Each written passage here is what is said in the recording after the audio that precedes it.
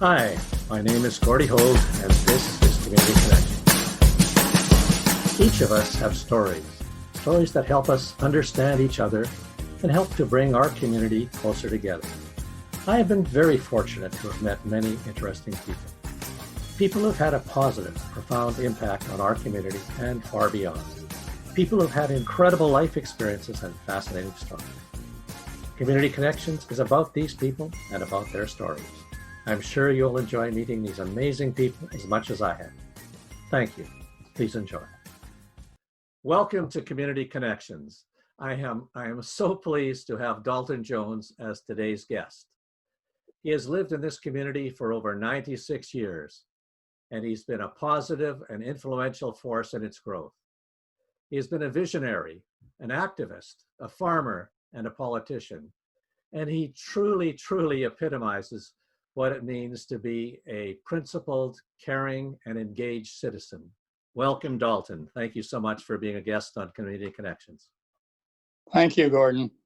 Thank you. So can you tell us about where you were born and growing up in this area and what that was like and your family? Well, actually, I was born on a farm within a half a mile of where I'm currently living. My mother and her first husband came from Alberta and settled in the Hazelmere Valley and bought a land farm that was developed by a English gentleman who planted, I think we had 900 and some pear trees. And that would have been in 1923. 24, I was born, and unfortunately, 2 years before I was born, the gentleman who was my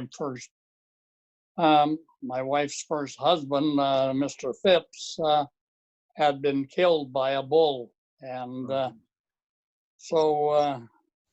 In the end, my dad, who had been with them in Alberta, came out and married my mother, and that's how I ended up in British Columbia. And so it be that I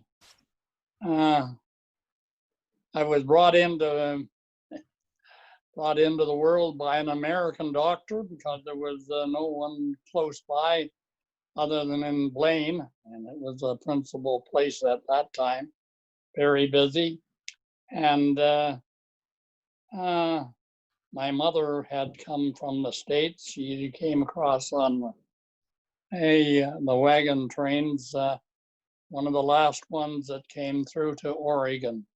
Anyhow, and so I'm in British Columbia, and I consider myself one of the luckiest people in the world to have been born in this area and at that time, and grew up in the Hazelmere Valley.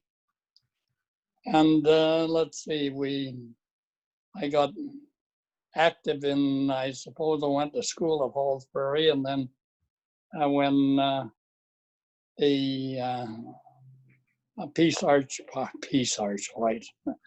Hospital. No. When the Semiahmoo High School was built, I was one of the first students there and became very active in the Students' Council, and that's kind of my beginning on taking an interest in what was going on. We had the Hallsbury Farmers Institute in Hazelmere, which had the hall. It was a big hall and served as the drawing light for the community. And I got active in it and became secretary treasurer down the way, and down the road, let's see, 1950, I got married to I was married to, yes, to a farm girl from across the hill. And let's see, in the, You went off to university for a year too, didn't you, Dalton? oh, that's okay. I did an extra year in Semiamo. Murray Sanford was the principal at the time, and he gave me the what would have been called kind of the entrance to UBC. And yes, I went there, and then on the beginning of the second year, I got a collapsed lung, and consequently, I got very ill and was not able to keep my studies up, and we just plain ran out of money as far as being able to keep me at UBC, and so I came back and worked with my dad on the farm, and down the road, I bought the farm from him, and that would have been his way of having a pension in those days. And then even I guess I got to be a good friend of Ray Shepherd, and Ray Shepherd had that's young Ray. Yeah. Had come from Vancouver Island, where he had been in the meat business with his brother, and he wanted to open a meat market in Cloverdale again. It seemed that his dad had been involved there in the many years ago, and so I was a partner in the meat business, and we were there jointly together for about 6 or 7 years, and then Ray wanted out, and I bought his and stayed for another 2 or 3 years there, and I just got too much involved with community efforts. I was very active in the Junior Chamber of Commerce, and down the road became a senator for one of the many senators of Cloverdale. And I took up public speaking and won the provincial and went to Banff. And unfortunately, I did not win the national, but it was a great learning process. And I became, I guess, the secretary treasurer of the Cloverdale Elks for a few years. I found that the best way to know everything about the organization was to become the secretary treasurer, and that more or less how I got involved with politics and went on. And at that time, Roland Harvey had just come back and went into partnership with Nelson at the border in a border brokerage, and he had grown up in over on the Mud Bay, Old Halls Prairie Road, and his dad was actually the liquor vendor in Cloverdale for many years. And so Roland wanted to get into politics, and he ran for Reeve. That was the last when we had a Reeve, and we just moved from the ward system to general election all over Surrey. And Ted Kuhn was the alderman of the day here in Hazelmere Valley. And so the two of us went more, I wouldn't say together necessarily, but I guess we were all of the same political stripe. And so I was elected along with Ted and Reeve Harvey, and in those days, it was quite a learning process. We had an excellent municipal staff, of which, well, they're all are recorded in the Surrey history, but Would Roger Chester have been one of those people? beg your pardon? Roger Chester? Roger Chester was the city clerk, and darn it, I can't. Livingston and Yeah. was our manager. Well, manager or one. We didn't call them managers in those days. Anyhow, and he was excellent on budget, and I got very used to talking about large sums of money compared to what we talked about on the farm. And let's see, along came the SVA, Surrey Voters Association, and I joined it. But my first Reeve the first one I was would have been Reeve Harvey. It was Mayor Bill Stagg, and I'm not quite sure who was in after that one, but then Bill Vanderboom, Yeah. and he was there for a number of years, and I was not on council when Don Ross was the mayor, and then I got back on, and Were you on council with Ed McKitka as well? Well, good old Ed, yes, I was on there, fortunate to be there with Ed, and yeah. Bill Vogel, I think. Beg your pardon? Bill Vogel? Yes, and Bill was the last mayor that I served under. Okay, and some of the stories, I guess this is what maybe was involved that I recall quite vividly, and that was, I guess the first one would have been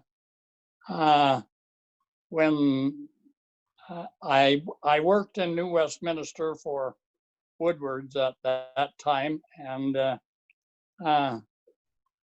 the Grosvenor Lang people came to council and wanted to develop a major shopping center in Surrey, and so that's how here's where one of the problems I'm finding. Last year I was good, but running on battery power and pills does not necessarily improve your memory. You're doing a marvelous job. How I'm talking about the Guildford area, and they had a meeting with us, Grosvenor Lang and the city council, and presented their proposals for that area, and explained the various roads that would be involved, that they knew that were going to be developed, and that would have been just when number 1 highway was being built, and Portman Bridge, and of course that gave us access to the north side of the river. Up to then, anyone wanting to shop any major store had to go to New Westminster or Vancouver. Anyhow, so at the meeting,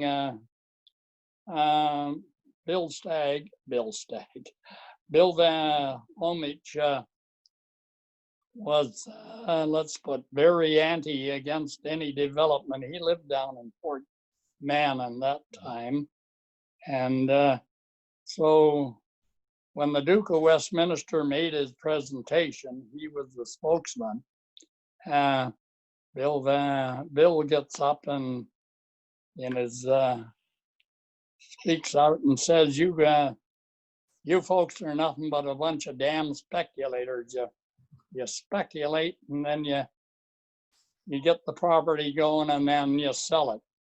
So the Duke gets up to reply to Alderman Fomich and says, Alderman Fomich, you know London town, do you not? Yes, I know London town. Bill was proud of the fact that he traveled quite a lot. And he said, well, you know the city of Westminster that is there? Oh, sure, I know it. Well, he says, we have owned that since 1066. And if that's speculation, we are not making a success of it. And that, needless to say, the Guilford Corporation got the vote and we got in. They got Guilford going and the major stores came across. We got Woodward's and Eaton's in those days. Sears was in Surrey Place. And let's see, moving along, what was the next one we were moving to, Gordon? Well, you did a lot of work in the land assembly in terms of Surrey and with Guilford you've mentioned, but Campbell Heights and the assembly land with Surrey. I think you were instrumental in leading in that. There was we did not. We had just got in a planning department, and our planner was, I suppose, getting oriented. He had come from Holland and went pretty heavily in the thoughtful future planning of Surrey. Although we were always accused of sprawl development, but then in those days the dollars were not that plentiful, but we've had many a development, and particularly one of the sore thumbs has always been the Whalley area with the the drug addicts, the drugs, and a lot of things went on there. And ironically, there was a peat farm in Whalley in those days, and there was no major. I guess the first major store we had move into Surrey that for that particular one was Safeway.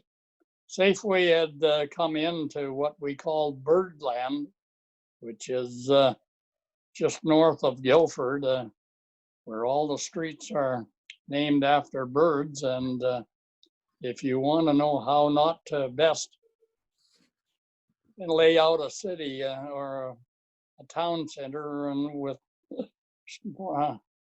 smaller places, you don't start calling the particular roads birds. Anyhow, because White Rock had most of the roads had names of more pioneers in those days. Yes. Moving from, let's see, we could move to Ed McKitka and what kind of a guy he was and whatnot. He got us very associated in those days when he was mayor with, I can't think of the man's name, the crook. And he had bought the property at the end of 8th Avenue here, and the police had raided it, and the notable story was finding a lot of jewelry in walls that had been put there. But was that the former Governor General's property? Beg your pardon? Is that the former Governor General's property? That's right, the former Governor General, yeah. Yeah. The original owner was a gentleman by the name of Jack Farrell. Yeah. I used to go up there with my mother and dad and play. They played crib. Not crib, whist, good old whist. But one of the things that I suppose I should have said in laying out that an area like South Surrey in those days had ratepayers, and they would meet pretty near every month and discuss things going on in the neighborhood that they didn't like or what they would like.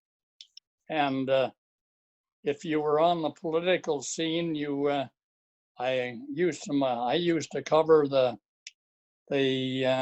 Point Roberts, Ocean Park, Crescent Beach, Elgin, Sunnyside, Meridian, and Hazelmere. Oh, and I forgot Grandview Heights. And each of those areas had small halls, and some of them exist today. And the one at Elgin certainly did. And usually that provided the entertainment for the communities by, we would hold dances there. And I say we because I was very involved with the Hazelmere one in many years. And the Hazelmere one unfortunately was rented out to a group of bikers who ruined the floor, and that was the end of having a Hazelmere Hall. So down the road we had that, we tore it down, and we got an approval for a 1.5 acre lot there. That's what the hall was built on. Had a beautiful artesian well, and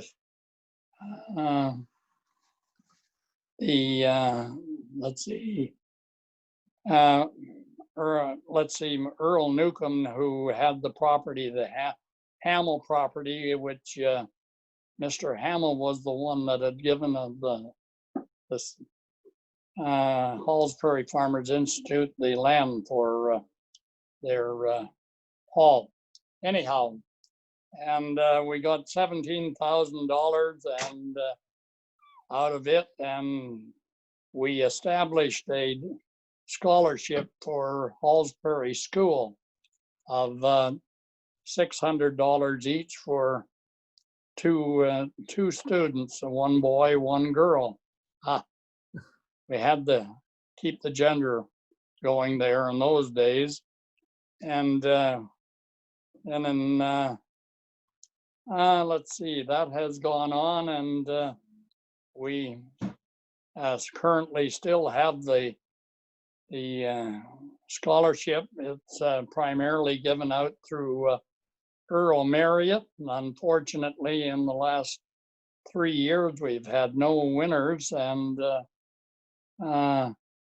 which is a darn crime. We have been told that, and this I suppose goes with the day and age, $600 wasn't worthwhile trying to get. That was the scuttlebutt that we have currently.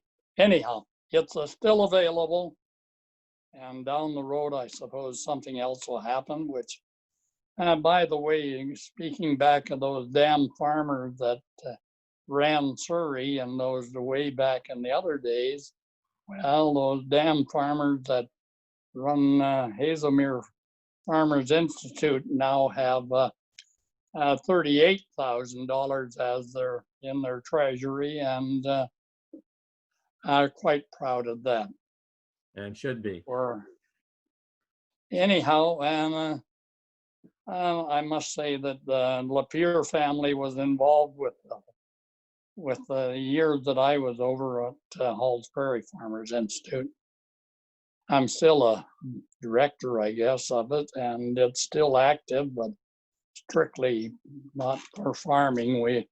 We have ended up with one major farmer in the area, and that's Peter Maloney. Yeah. who has the turkey and cows. Other than that, the land, well, particularly, has always been owned by pretty well what I would term millionaires. During the war, we had P.T. Rogers, where the current vegetable farm is. Jensen from New Westminster, I think he was the Danish consul, and he was in the engineering business. Who else? Oh, well, Lieutenant Governor Ross, of course, lived up at the end of the road. And we had the Paycheck, who was a refugee from the Europe during the war. Anyhow, all in all, I must say they kept the land for farming, and probably created enough employment of local youth growing up to keep them, some of them, in the area. Is there a little Now, story? I guess, okay, we should move to maybe McKitke. Okay. That's the next, I thought, reasonably good story is the council of the day consisted in those days of Dr. O'Brien Bell, one of them, and a retired banker. Anyhow, we would have our little coffee break usually about 9:30 at council, and go out into the hallway, and some would want to smoke and do their thing. Anyhow, this night, O'Brien Bell and the manager Beale, Mr. Beale, if I remember correctly, anyhow, said, Mayor, we have a motion that we think is well worthwhile you given consideration to, and helping us out on getting it passed by council. So they explained the motion, and I must admit that I had forgotten what the proposal was going to be anyhow. So when we went back in, Ed's in the chair, and the Bale and Beale moved there and seconded their motion, and started a discussion by council, and the mayor says, Mayor Ed says to the clerk, I'm going to excuse myself from the chair because I want to speak to this motion.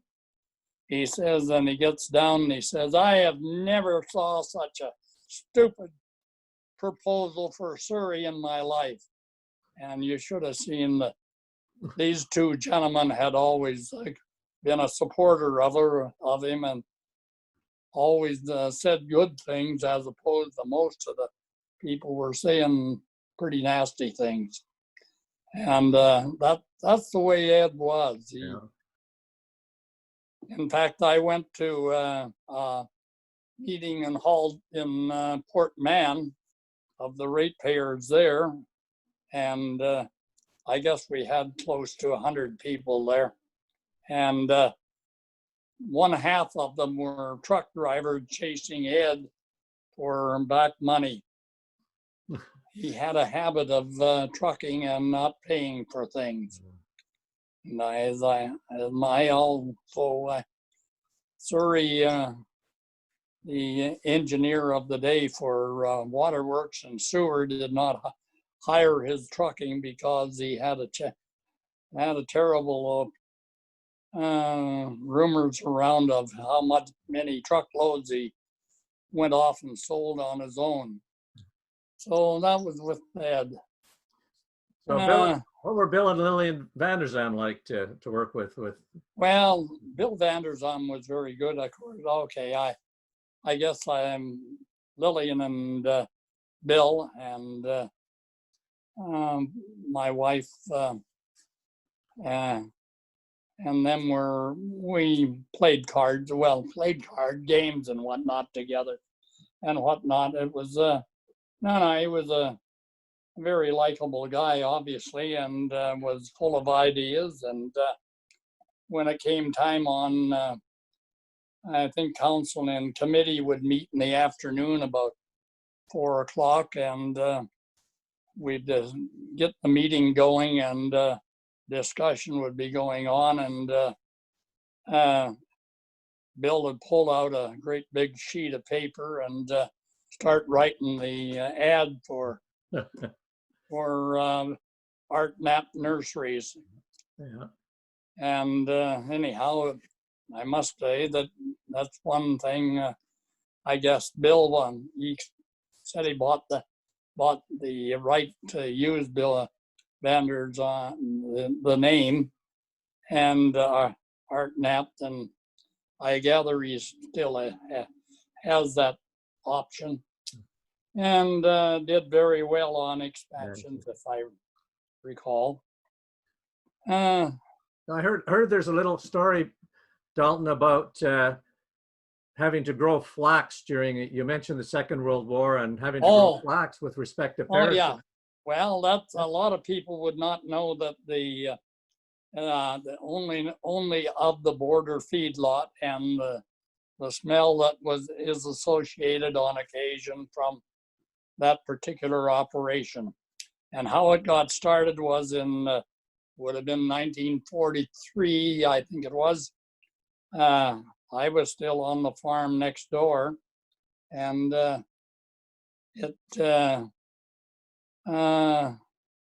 see, how did it go? Well, Ted Kuhn and was very instrumental in talking, I think, the federal government into buying the land and creating a flax plant there, which was to produce linen for primarily in those days. The linen was all going into parachutes, and up to then Ireland had been the supplier, but they were, I guess the powers that be thought that the Germans were going to take over Ireland eventually, and they wanted parachutes, something that would work for parachutes. And so they put in we all number one lumber went into the place, and during wartime, nobody could buy lumber. Yeah. But boy, it just came in, and we got the machinery. And under the fact that farmers promised to grow 1,000 acres of fiber flax for the plant. And the first year we did that, and they had the retting tanks there, and they had all the machinery for taking the fiber out, and it operated for 1 year, and then something called nylon was invented, and that did away with requirements for flax linen for parachutes. And so the flax plant sat there with, well, the machinery pulled out, probably went back to Ireland, who knows. Anyhow, a gentleman who was by the name of Montford got interested in buying it because it was the zoning was for industry there, and he bought Westerly Farm, which is the 600 and some acres in the center of the valley, and still exists today from let's see, it's from 176 over to 184th, from 8th Avenue to 12th Avenue. And his intent there was to put in an industrial park there.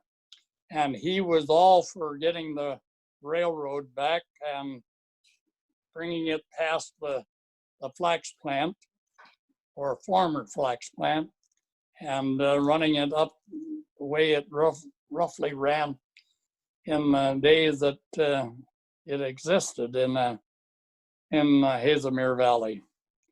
But Mr. Montford wasn't successful in doing that. But he is noted, I know, for having given the a large farm in Campbell River to the University of British Columbia. And it still is there, and still operating as I understand it. One of the biggest disappointments on council we had was when the premier decided to, wanted to create more universities in British Columbia. He appointed a doctor, I think it was Dr. Shrum. I couldn't think of his name, the chairman of the committee, committee of one. Yeah. Committee of one. And anyhow, that was at the time that Guildford was just being there, and we had made a deal with the provincial government because they didn't want green timber being, let's put it this way, the folks wanted green timber to exist as a place with timber, whereas they were using it primarily for seedlings, growing seeds there. So we bought 400 acres down on the council of the day, bought 400-acre farm down between 192nd and 32nd Avenue, and which is now the developed where all the industries are currently going. Yeah. So anyhow, the Dr. Shrum, I think it was, came out and had a meeting with council, and so during that time he went through and kind of ABC why we want a different site for the university. And he said, one of the things we do not want to do is create a university where you have trouble getting into it. Like UBC at that time had 2 major roads into it, or 2 major accesses, and that was about it. Yeah. And he said, we want to have a site that people can come from each side if possible. So Rovner Lang had provided us with a good presentation on, let's see, how green timbers would have fitted perfectly into that particular requirement for a siting for the hospital, because number 1 was there, Fraser Highway, King George, and a good road to Delta. All in all, with the bridge across the river, we were accessible from every side. And hey, after he told this story and left, we kind of were kind of patting ourselves on the back. Hey, we've got a perfect site for the campus. And 2 weeks later, it's announced that the campus will be on top of Burnaby Mountain, one site in. And that was, okay, I don't know what it was that did it, other than the fact that politically in those days, W.A.C. Bennett did not particularly care for the politics in Surrey, because they were mostly NDP, or it started out as CCF, Yeah. NDP. And so I guess that's how we ended up with not getting a university. Then I must say that the next one they went to Prince George and did the same dang thing, put the university up on the hill. Up on a mountain. And the first road in collapsed, and they had to build a second one. Yes. Can you tell me? Sometimes it's hard to get politicians to learn. They're difficult, aren't they? Can you Yes. talk a little bit about your family? About who? Your family. My family? Well, I'm extremely proud of my personal family. I came from a disruptive family that my mother was the wife of, and I wanted to make sure that, Vi and I wanted to make sure that we didn't end up with the same thing. And so family is number one. And in our life was, my wife's name was Violet, by the way. And she was the one that looked after the education end of them, and kept the kids, and I encouraged the kids to go to university and whatnot, because neither one of us had the ability, or no, not the ability maybe, but the dollars to do it in the days of our early life. Anyhow, so I have 2 boys. I had 2 girls. I give full credit to Violet having the kids. Anyhow, and each of them have graduated from university. One son is a professional engineer, has worked in the pulp and paper industry all his life, and is also a first-class engineer for steam. At one time, he was one of the few that had both mechanical and pressure engineering. And of course, there's Daryl, who lives locally, was a CA, an accountant. Well, CPA, well, I guess, CA. And my daughter, who was a nurse at Peace Arch Hospital in the maternity ward for some time. She was killed in that truck accident at Pacific Highway and 16th Avenue, where we now have the lights backed up. And unfortunately, we lost Donna. And I have my daughter, who lives next door to me, Sandra,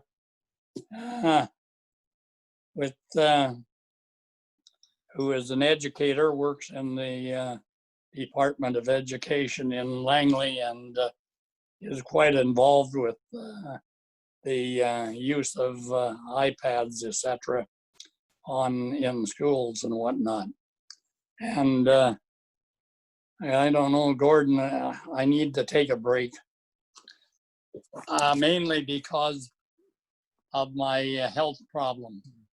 Well, Dalton, you've been got a remarkable memory. You've been a remarkable contributor to our community, and we're so grateful. Thank you so very much for the time and energy you've put into this. Thank you for joining us today on Community Connections. Please tune in to our next show as more amazing people share their wonderful stories.